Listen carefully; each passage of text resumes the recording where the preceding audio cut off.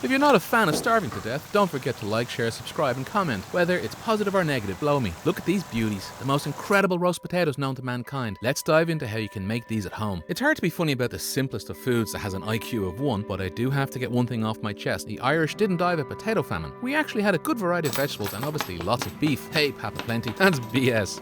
You guys ate nothing but potatoes.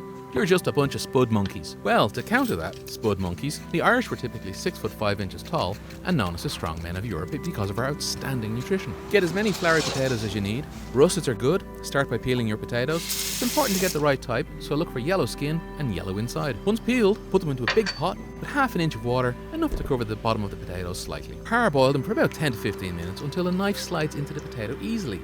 If it goes in smoothly, you're good to go. Now pour about 1 centimetre, 3/8 of an inch of oil, into your roasting pan and turn on your oven. It is essential that the oil is fully preheated before you put your potatoes into it. So what did the English do? They left us with nothing but a handful of potatoes. A lot of people starved to death because of that. But what actually happened was the English invaded us. For 800 years, they stole everything that wasn't nailed down. This includes our food and our people. That's called human trafficking these days. So basically, the Irish were forced by the British to be hugely dependent upon potatoes, which then got infected by a fungus.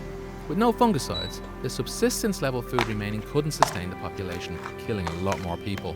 I'll put an info card up top to show you how to cook a ribeye perfectly. That's what the Brits wanted. As victors, they wrote history, painting the Irish as spud-eating imbeciles. Create ridges with a fork to double the surface area. This helps make them extra crispy and crunchy. Large potatoes can be cut into triangular pieces to increase surface area and make them more manageable.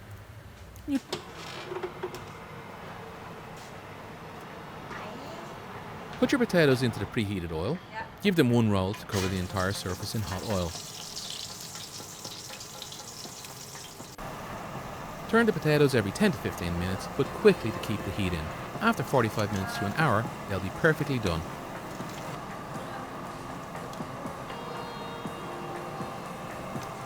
Want to go down a rabbit hole? Google coffin ships.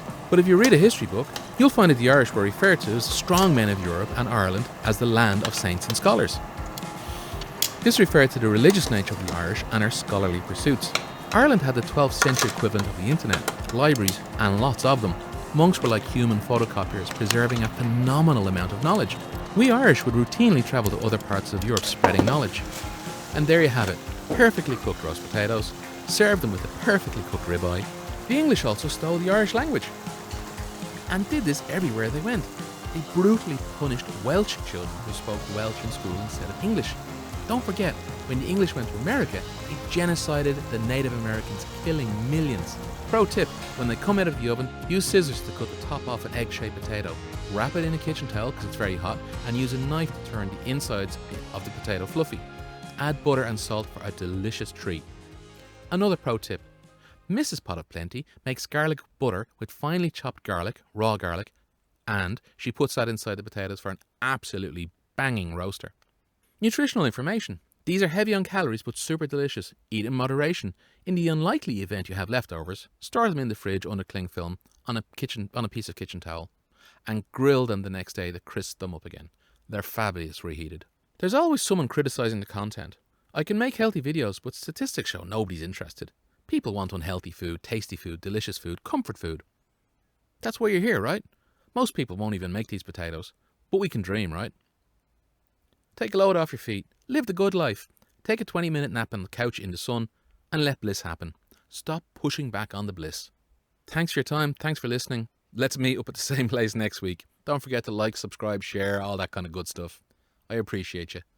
Thanks to everybody who's joined recently. Take care. Bye-bye.